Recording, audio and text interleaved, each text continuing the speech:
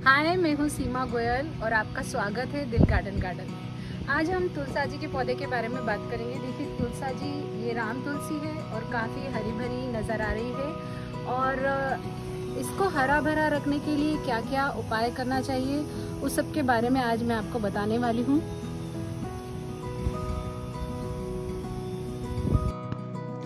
सबसे पहले हमें इसकी जितनी भी सूखी टहनियाँ दिख रही है उन्हें काट लेना है, क्योंकि ये जो सूखी टहनियाँ होती है ये पौधे में सारा पोषण जो है उसे खींच लेती है।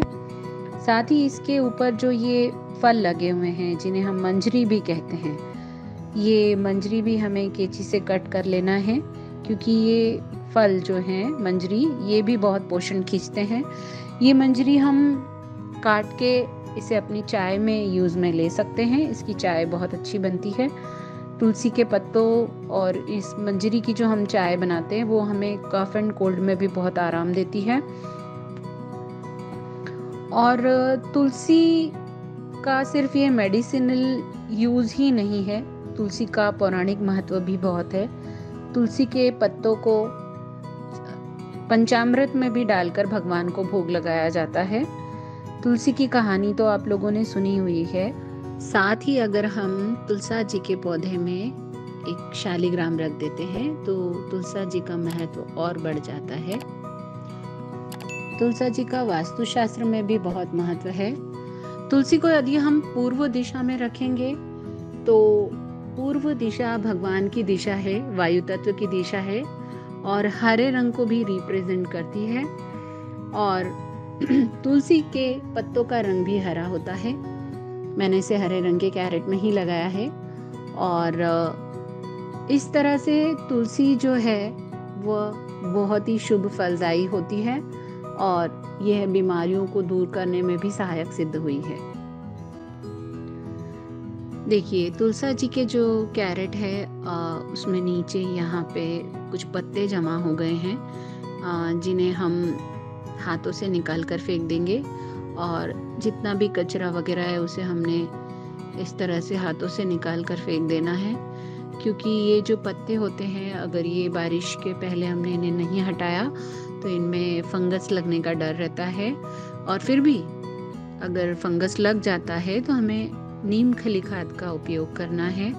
और फंगस लगेगा ही नहीं, अगर हम इसमें अच्छे से देखभाल करेंगे तो फंगस नहीं लगेगा। इसमें पानी कैसे डालना है मैं बताती हूँ। इसमें तांबे के लोटे से हमें पानी डालना है और पूरा 1 लोटा पानी नहीं डालना है, आधा लोटा ही डालना है, क्योंकि तुलसा जी में पानी की कम ज़रूरत होती है। अब तांबे के लोटे से पानी क्यों डालना है इसके बारे में मैं बताती हूँ। इसका एक साइंटिफिक रीज़न है।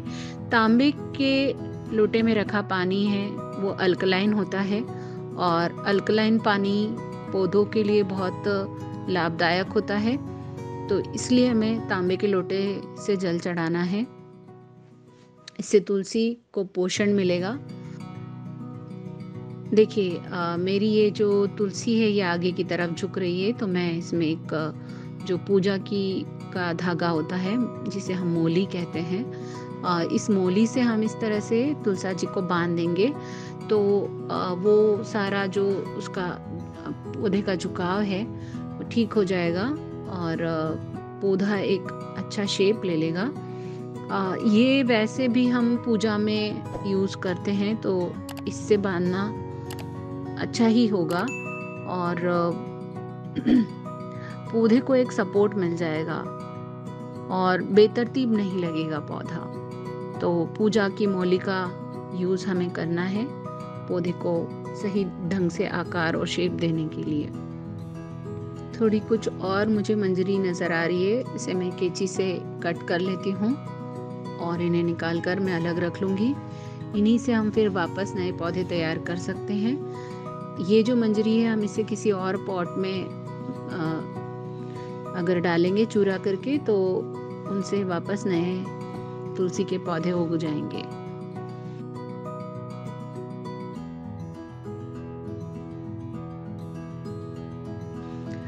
हल्दी एक एंटीबायोटिक तत्व है और अगर तुलसी में फंगस लग जाती तो इस तरह से हमें हल्दी का बुरकाव करना है। हल्दी छिड़कने से जो भी वहाँ पे फंगस होती है वह समाप्त हो जाती है और ये एक तरह से ऑर्गेनिक मेडिसिन का काम करती है। एक्चुअल में हम लोग तुलसी के पत्ते खाने में यूज लेते हैं, इसलिए हमें इसमें किसी भी तरह के केमिकल वाली दवा या पेस्टिसाइड का छिड़काव नहीं करना चाहिए, इसलिए हम इसमें हल्दी डाल रहे हैं। इसके अलावा काली मिर्ची भी हम डाल सकते हैं। काली मिर्ची के कुछ दाने लेके उन्हें पीसकर पाउडर बनाकर भी हमें इसमें डालना चाहिए, जिससे तुलसी को पोषण भी मिलेगा और फंगल इन्फेक्शन भी नहीं होगा। न्यूट्रिशन के लिए भी कुछ हमें तुलसी में और तत्वों की ज़रूरत पड़ती है। इसके लिए हम इसमें एक स्टोन पाउडर होता है वो डालेंगे। स्टोन पाउडर में कैल्शियम होता है, जिंक होता है और फास्फोरस होता है। और कैल्शियम के लिए हम कभी भी इसमें बोन मिल का यूज़ नहीं करेंगे, क्योंकि बोन मिल जो होता है वो जानवरों की हड्डियों के चूरे से बनाया जाता है और तुलसी का पौराणिक महत्व है, इसलिए हम इसमें बोन मिल नहीं डालेंगे, स्टोन पाउडर डालेंगे। और स्टोन पाउडर के अलावा हम इसमें गोबर खाद भी डाल सकते हैं, वर्मी कंपोस्ट भी डाल सकते हैं। लेकिन हमें ये ध्यान रखना है, हमें कोई भी ऐसी खाद नहीं लेना है जो सीवरेज प्लांट से ली गई हो, क्योंकि वो पौधों में डालना दूसरे पौधों में डालने के लिए ठीक है, बट तुलसी में पूजन की वजह से अच्छा नहीं होता है उसे डालना। तो हमें घर में बनी वर्मी कंपोस्ट खाद या गोबर खाद या नीम खली खाद का उपयोग करना चाहिए। ये क्यारी में लगी हुई श्याम तुलसी है और इसमें भी इसी तरह से हम जो फल लगे हैं मंजरी उन्हें काट कर अलग कर देंगे। क्यारी में तुलसी और अच्छे से ग्रो करती है और इसमें भी उसी तरह से देखभाल की जाती है जैसे हम कुंडे में या कैरेट में या ग्रो बैग्स में लगा कर करते हैं। और इसमें बस हमें ये ध्यान रखना है कि ड्रेनेज सिस्टम प्रॉपर हो, पानी प्रॉपर निकल जाए और ज़्यादा पानी नहीं देना है और प्रॉपर हमें न्यूट्रिशन के लिए खाद टाइम टू टाइम देना है, गोबर खाद, नीम खली खाद और स्टोन पाउडर।